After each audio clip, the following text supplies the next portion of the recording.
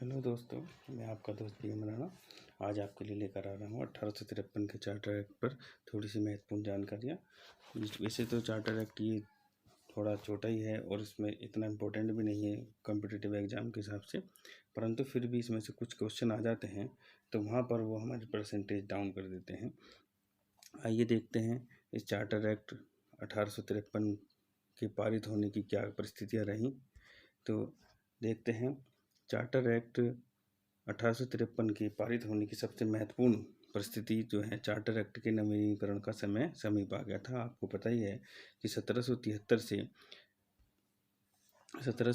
से हर 20 वर्ष में कंपनी के लाइसेंस को ब्रिटेन की सरकार रिन्यू करती थी, तो वो समय भी आ चुका था। तो पहला पॉइंट यही है कि अब 1733 से अब 53 तक फिर 20 वर्ष पूरे होने वाले थे, तो चार्टर के नवीनीकरण के समय आ गया था और लाइसेंस को रिन्यू करना था। इस वजह से इस चार्टर एक्ट के पारित होने की सबसे महत्वपूर्ण परिस्थिति तो यही थी, परंतु उस समय क्या माहौल चल रहा था तो वो भी देख लेते हैं। दूसरा पॉइंट है संसद में दोहरी व्यवस्था समाप्त करने की मांग। ये दोहरी व्यवस्था क्या थी कि इंग्लैंड की संसद में यह मांग उठ रही थी कि कंपनी का इंग्लैंड में दोहरी व्यवस्था समाप्त कर दी जाए। यह मांग जो ये थी कि डायरेक्टरों के बोर्ड, एक तो डायरेक्टरों का बोर्ड था, दूसरा एक नियंत्रण बोर्ड था, एक तो बोर्ड ऑफ कंट्रोल था जो नियंत्रण बोर्ड था, दूसरा डायरेक्टरों का बोर्ड था जो संचालक मंडल था कंपनी का, तीसरा जो प्रॉपर्टीज जो स्वामी मंडल था। 3 बोर्ड तो ये अपने आप में थे। इसमें से एक जो संचालक मंडल और दूसरा नियंत्रक मंडल, तो 2 बोर्ड के माध्यम से और तीसरा संसद के माध्यम से कानून बनते थे। तो इन दो दोहरी व्यवस्था थी। दोहरी के यहाँ पे 3 तरह की व्यवस्था थी। और चौथा पिछले एक्ट में आ चुका है कि भारत में जो भारत का गवर्नर जनरल है, बंगाल का गवर्नर जनरल, वो भी कानून बना रहा था। तो ऐसी व्यवस्था को समाप्त करने के लिए ये मांग हो रही थी कि इस दोहरी व्यवस्था को समाप्त कर दी जाए और नई व्यवस्था बनाई जाए। वो नई व्यवस्था क्या थी कि यह सुझाव दिया जा रहा था कि एक राज्य सचिव तथा एक परिषद ही भारतीय कामकाज को देखे कि एक राज्य सचिव बना दो और उसकी एक परिषद बना दो, वही भारतीय कामकाज को देखे, ना कि ये नियंत्रण बोर्ड और संचालक मंडल इस तरह की व्यवस्था पर काम करे। तो दूसरा तो यह तीसरा पॉइंट देखते हैं, प्रेसिडेंसी से एक आवेदन पत्र इंग्लैंड की संसद को पहुंचना। जो भारत में ईस्ट इंडिया कंपनी की प्रेसिडेंसियाँ थी, देखिए उस समय तक 3 प्रमुख प्रेसिडेंसियाँ थी, बंगाल प्रेसिडेंसी, मद्रास प्रेसिडेंसी और बम्बई प्रेसिडेंसी। इन तीनों में से मद्रास और बम्बई की प्रेसिडेंसी से इंग्लैंड की संसद को एक पत्र पहुंच चुका था, क्योंकि पिछले 1833 के चार्टर एक्ट में मद्रास और बम्बई की प्रेसिडेंसी की जो है न्यायिक शक्ति समाप्त कर दी गई थी, इनके विधि शक्ति भी समाप्त कर दी गई थी।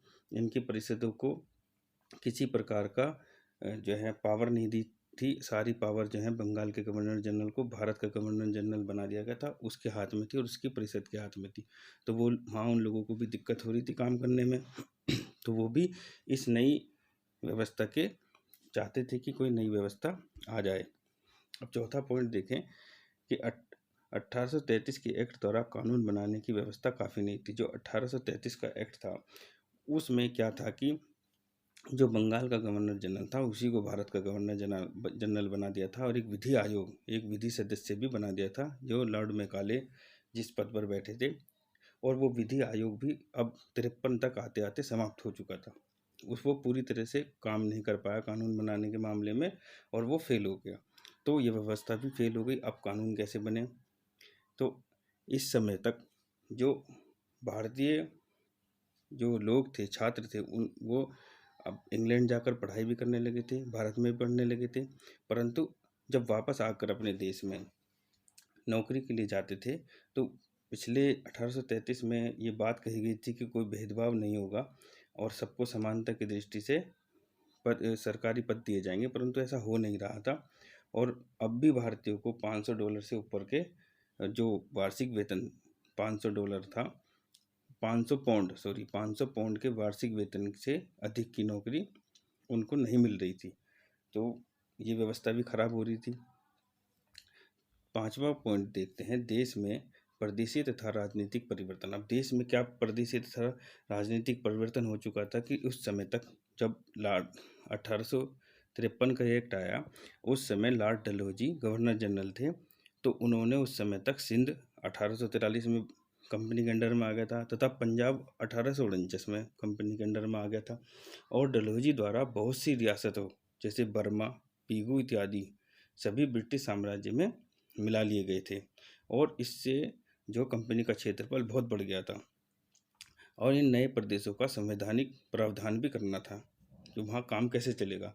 यह भी मांग थी कि शक्तियों का विकेंद्रीकरण कर दिया जाए। अब इतने बड़े प्रदेश का केंद्रीकरण के हिसाब से काम नहीं चल रहा था, तो ये भी मांग हो रही थी कि इसका विकेंद्रीकरण कर दिया जाए। तो ये परिस्थिति वहाँ चल रही थी। ऐसी परिस्थितियों में 1853 का एक्ट पारित हुआ।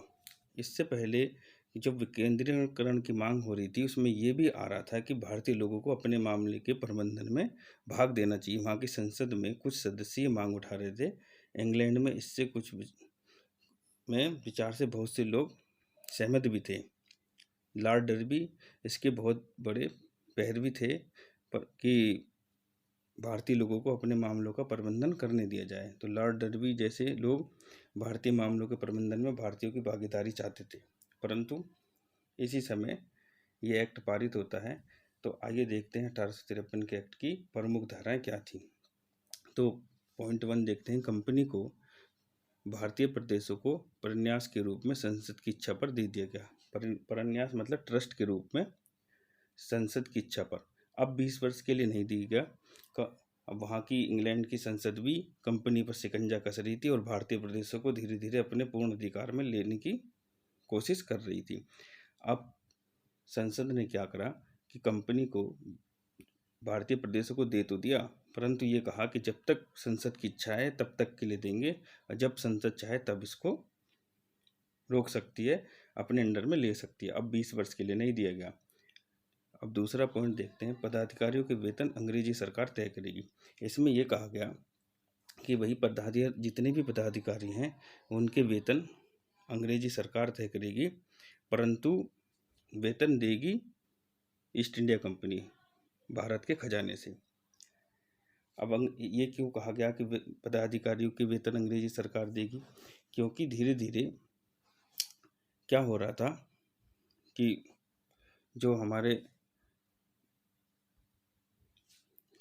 कि जो संसद ने ये तय करा था कि जो नियंत्रण बोर्ड के सचिव हैं, नियंत्रण बोर्ड के सदस्य हैं और उसके सचिव हैं, उसके पदाधिकारी हैं, उनके वेतन अंग्रेजी सरकार नियत करेगी। क्योंकि इनके वेतनों को जो वहाँ के संचालक मंडल था वो तय करता था और कंपनी उनको पैसे देती थी। इससे बहुत बड़ा भ्रष्टाचार फैल रहा था। वो संचालक मंडल के कहने पर ही कार्य करते थे और कुछ भी जो है अनैतिक कार्य करने में सहयोग दे देते थे। परंतु अब इंग्लैंड की संसद ने उनके वेतनों को तय करा और कंपनी उनको धन देगी। तो इसलिए उन पर संसद ने अपना शिकंजा कसने के लिए अब इन बड़े पदाधिकारियों के वेतन को तय करना शुरू कर दिया और ज़्यादा से ज़्यादा धन सरकार कंपनी से लेने लगी। अगला देखते हैं पॉइंट 3, नियुक्तियों के मामले में डायरेक्टर का संरक्षण समाप्त। पहले डायरेक्टर जो थे, संचालक मंडल जो थे, वो नियुक्ति करते थे कंपनी के महत्वपूर्ण पदों पर अधिकारियों की, परंतु अब उसको समाप्त कर दिया। डायरेक्टरों की पावर को भी घटा दिया। अब डायरेक्टरों की जो पहले संख्या 24 थी अब 18 कर दी गई, घटाकर 24 से 18। और उसमें भी ये कर दिया कि जो क्राउन है, वहाँ का सम्राट है इंग्लैंड का, वो 6 सदस्यों को उसमें मनोनीत करेगा। यानी 12 तो करेंगे डायरेक्टर, 12 डायरेक्टर रहेंगे और 6 क्राउन करेगा, उसमें 6 सदस्यों को मनोनीत करेगा। तो अब ये हो गए 18 और 18 में गणपूर्ति रख दी 10, क्योंकि 9 आधे होते हैं, 9 से 9 बराबर होंगे। अगर विपरीत बोर्ड भी पढ़ेंगी, 9 पक्ष में पड़ी और 9 विपरीत में पड़ी, तो 10 की गणपूर्ति कर दी गई। अब काफ़ी पावर इंग्लैंड की संसद के हाथ में आ गई। अब नियुक्तियों के मामले में डायरेक्टरों का संरक्षण भी समाप्त कर दिया, क्योंकि नियुक्तियां अब एक प्रतियोगी परीक्षा के आधार पर की जाने लगी, जिससे कि भेदभाव समाप्त हो सके। अब इससे भेदभाव समाप्त हो सके, और 1854 में एक समिति, एक जो है प्रतियोगिता परीक्षा के लिए एक समिति बना दी मैकाले के, जो लॉर्ड मैकाले की अध्यक्षता में। अब अगला पॉइंट देखते हैं, पॉइंट 4, डायरेक्टरों के बोर्ड को नई प्रेसिडेंसियों के निर्माण की अनुमति दी गई। अब जो डायरेक्टरों, क्योंकि भारत का क्षेत्रफल उस समय काफ़ी बढ़ चुका था, पहले ही बता चुका हूँ, तो उस समय लॉर्ड डलहौजी ने काफ़ी बड़े क्षेत्र को ईस्ट इंडिया कंपनी के अंतर्गत कर लिया था। ऐसे में नई नई जगहों के लिए अब उसको वहाँ पर संचालन करने के लिए नई प्रेसिडेंसियों के निर्माण की अनुमति संसद ने बोर्ड को दे दी, डायरेक्टरों के बोर्ड को दे दी। उनसे कहा आप नई प्रेसिडेंसी बना सकते हैं, किसी की सीमा को घटा बढ़ा सकते हैं, और या किसी क्षेत्र को किसी भी प्रेसिडेंसी में डाल सकते हैं। अब 5वां पॉइंट देखते हैं कि 1859 में पंजाब के लिए उपराज्यपाल की नियुक्ति। तो इस लेफ्टिनेंट गवर्नर की नियुक्ति से पहले ये भी तय हुआ था कि जो बंगाल का गवर्नर जनरल है वही भारत का गवर्नर जनरल होता था। तो परंतु वो बंगाल का भी गवर्नर जनरल होता था और भारत का भी। तो पर उससे ये अधिकार इस एक्ट में ले लिया और गवर्नर बंगाल के लिए लेफ्टिनेंट गवर्नर नियुक्त किया गया, और दूसरा जो है पंजाब के लिए, क्योंकि उस समय पंजाब 1849 में हस्तगत किया गया था। अब पंजाब के लिए दूसरा उपराज्यपाल नियुक्त किया गया, पहला बंगाल के लिए उपराज्यपाल और दूसरा पंजाब के लिए। तो उस समय ये एक नई व्यवस्था थी उपराज्यपाल नियुक्त करने की। यहाँ से उपराज्यपाल की व्यवस्था शुरू होती है 1853 के एक्ट से। तो ये भी एक इस एक्ट में नियम बनाया गया। अगला पॉइंट देखते हैं, इंग्लैंड में एक विधि आयोग नियुक्त करेगा। अब संसद इंग्लैंड में एक विधि आयोग नियुक्त करेगा, क्योंकि जो भारत में विधि आयोग था वो समाप्त हो चुका था।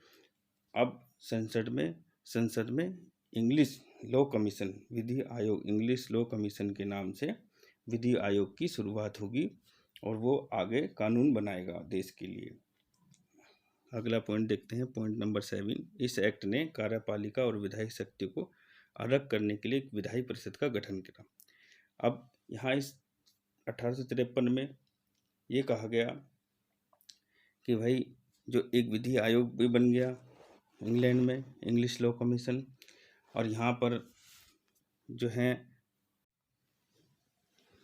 तो भारत में कार्यकारी तथा विधान संबंधी कार्यों के पृथक की भावना से एक विधान परिषद का विधान परिषद ने परिषद का निर्माण किया गया, वही विधान परिषद कहलाई, जो भारत के गवर्नर जनरल के परिषद के रूप में कार्य कर रही थी।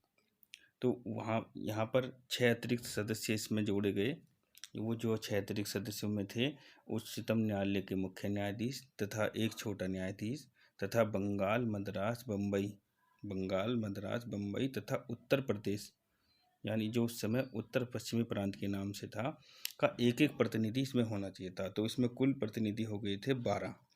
तो ये पहली बार भारत में एक विधान परिषद यानी एक विधान मंडल का गठन हुआ। एक तरह से उस समय इसे ही विधान मंडल समझ लीजिए। एक विधान मंडल का गठन हुआ जिसमें 12 सदस्य थे।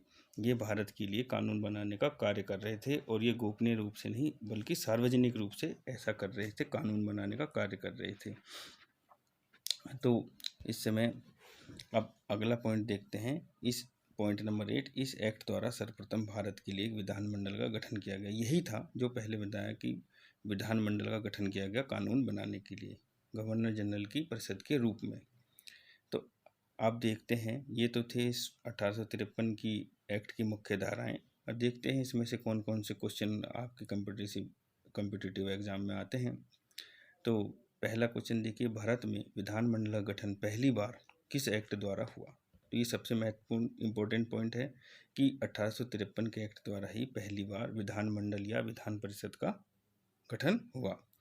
तो दूसरा क्वेश्चन देखते हैं, कंपनी में नौकरी के लिए प्रतियोगिता परीक्षा किस एक्ट द्वारा प्रारंभ हुई? यानी जो सिविल सेवा परीक्षा थी वो 1853 के एक्ट द्वारा प्रारंभ हुई। तीसरा क्वेश्चन देखते हैं, कंपनी में नौकरी के लिए प्रतियोगिता परीक्षा समिति कब बनी? जो प्रतियोगिता परीक्षा समिति थी ये 1854 में बनी, क्योंकि 53 में एक्ट बना था, तो अगले वर्ष 1854 में बनी और पहली समिति के अध्यक्ष लॉर्ड मैकाले थे। 1853 के एक्ट द्वारा, क्वेश्चन नंबर 4, 1853 के एक्ट द्वारा कंपनी में नौकरी के लिए प्रतियोगिता परीक्षा समिति के प्रथम अध्यक्ष किसे बनाया गया? अभी अभी बताया कि लॉर्ड मैकाले को बनाया गया था प्रथम समिति के अध्यक्ष 1854 में। क्वेश्चन नंबर 5 देखते हैं। 1853 के एक्ट द्वारा प्रथम बार एक विधायी परिषद का गठन किया गया। इस परिषद में कितने सदस्य थे? इस परिषद में 12 सदस्य थे और जो मनोनीत थे वो 6 थे। 6 अतिरिक्त सदस्य, एक न्यायाधीश, एक मुख्य न्यायाधीश, एक छोटा न्यायाधीश, बंगाल, मद्रास और उत्तर प्रदेश से एक एक प्रतिनिधि। तो ये तो थी 1853 के एक्ट के बारे में मुख्य जानकारी। कृपया मेरे वीडियो को लाइक, शेयर, कमेंट और सब्सक्राइब जरूर करें। धन्यवाद।